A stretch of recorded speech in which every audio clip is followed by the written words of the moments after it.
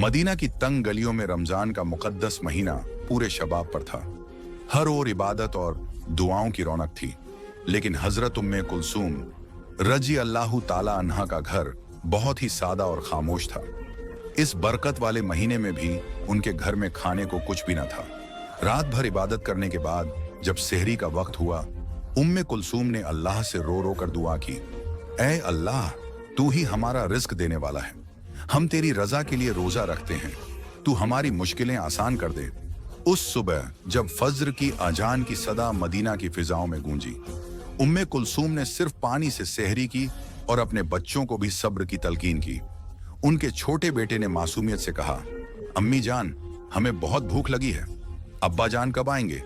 उनकी आंखें नम हो गईं, मगर उन्होंने अपने दर्द को छुपाते हुए कहा, बेटा, अल्लाह बड़ा कारसाज है, वो हमारे लिए कोई ना कोई रास्ता जरूर बनाएगा।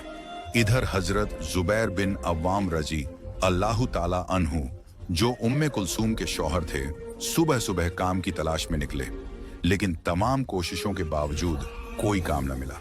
दोपहर की तेज धूप में उनका बदन थक कर चूर हो गया, मगर दिल में यकीन था कि अल्लाह मदद करेगा।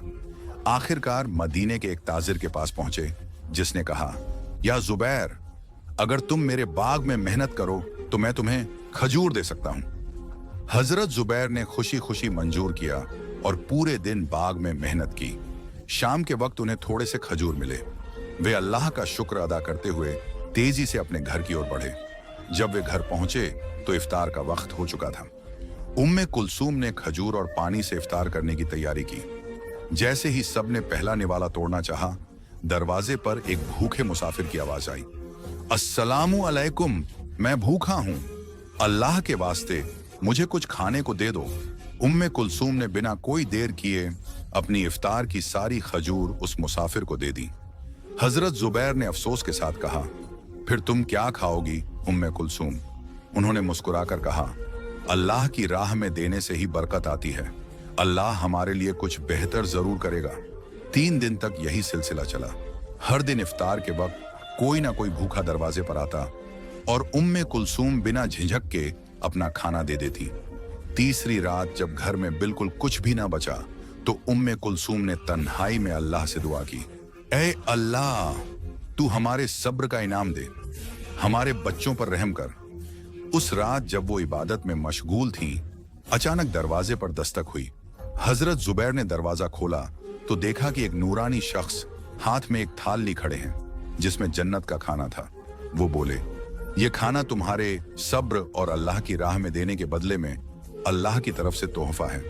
हजरत जुबैर और उम्मे कुलसूम की आंखों में आंसू भर आए।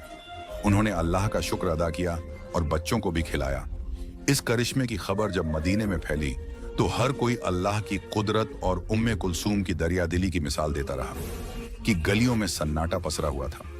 रमजान का मुकद्दस महीना चल रहा था। हर तरफ इबादत और अल्लाह की रहमत की फिजा थी। लोग सहरी की तैयारियों में मसरूफ थे, लेकिन एक घर ऐसा था जहां भूख और तंगी का साया था। वह घर था हजरत उम्मे कुलसूम रजी अथान का। पहली सुबह की परीक्षा। हजरत उम्मे कुलसूम रजी अथान ने सारी रात इबादत में गुजारी। जब सहरी का वक्त हुआ तो उन्होंने अपने घर में कुछ तलाश किया, लेकिन खाने के लिए एक बूंद पानी के सिवा कुछ न मिला। उन्होंने वो पानी पीकर रोजा रखने की नीयत कर ली और अल्लाह से दुआ की, ऐ मेरे परवरदिगार, तू ही हमारा रिज्क देने वाला है। अगर तू हमें तंगी में डालता है तो वह भी तेरी रहमत है। हम तेरा शुक्र अदा करते हैं और सब्र करेंगे। फज्र की अजान की आवाज मस्जिद नबवी से गूंजने लगी। मदीना के सूरज ने अपनी रोशनी बिखेर दी, लेकिन उम्मे कुलसूम रजी अनम के घर में तंगी की छाया बरकरार थी। उनके शौहर हजरत जायद रजी अनोना काम की तलाश में सुबह ही घर से निकल पड़े। बच्चों की मासूम भूख दोपहर का वक्त हो चला था। हजरत उम्मे कुलसूम रजी अनोना की 2 मासूम बेटियां धीरे धीरे अपनी मां के पास आईं और मासूमियत से बोली, अम्मी जान, हमें भूख लगी है, कुछ खाने को दे। की तंग गलियों में एक गरीब औरत हजरत उम्मे कुलसूम रजी असा रहती थी। उनका ईमान पुख्ता था, लेकिन घर की हालत नाजुक। उनके शौहर हजरत जायद रजी दिन रात मेहनत करते, मगर तंगी का साया हटने का नाम नहीं लेता। रमजान का मुकद्दस महीना चल रहा था। एक दिन जब सहरी का वक्त आया तो घर में सिर्फ थोड़ा सा पानी बचा था। हजरत उम्मे कुलसूम रज़ियल्लाहु ने उसी से रोजे की नियत कर ली और अल्लाह से दुआ की, आई अल्लाह, तू ही हमारा रिस्क देने वाला है, हम तेरी रजा में राजी हैं। ढलता गया, लेकिन हजरत जायद रजिया को कोई काम न मिला। घर लौटते वक्त वह मायूस थे। जब घर पहुंचे तो देखा कि उनकी बीवी और बेटियां भूख के बावजूद मुस्कुरा रही थीं। उम्मे कुलसूम रज़ियल्लाहु ने कहा, अल्लाह हमारे हालात से वाकिफ है, वह हमें आजमा रहा है, लेकिन उसकी रहमत जरूर बरसेगी। ही दिन एक तिजारती काफिला मदीना पहुंचा। उसका मुखिया रसूलुल्लाह से मिला और कहा, या रसूलुल्लाह, यह सामान यतीमों और जरूरतमंदों में बांट दीजिए। हजरत उम्मे कुलसूम रज़ियल्लाहु के घर भी वह नेमत पहुंची। खजूर, आटा और दूसरी जरूरी चीजें देखकर उनकी आंखों में आंसू आ गए। उन्होंने सजदे में गिरकर कहा, या अल्लाह, तू वाकई सब्र करने वालों के साथ है।